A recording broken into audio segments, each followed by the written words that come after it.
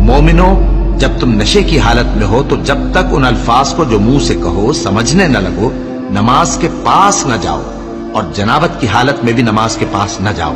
یہاں تک کہ غسل کر لو۔ ہاں،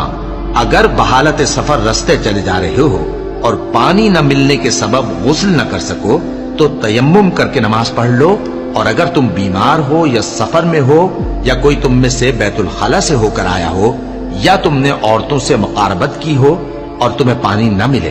تو پاک مٹی لو اور منہ اور ہاتھوں کا مسح کر کے تیمم کر لو، بے شک اللہ معاف کرنے والا ہے، بخشنے والا ہے۔ بھلا تم نے ان لوگوں کو نہیں دیکھا جن کو کتاب سے حصہ دیا گیا تھا کہ وہ گمراہی کو خریدتے ہیں اور چاہتے ہیں کہ تم بھی رستے سے بھٹک جاؤ، اور اللہ تمہارے دشمنوں سے خوب واقف ہے، اور اللہ ہی کافی کارساز ہے، اور اللہ ہی کافی مددگار ہے۔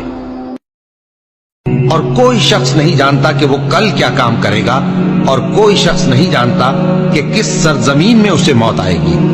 بے شک اللہ ہی جاننے والا ہے۔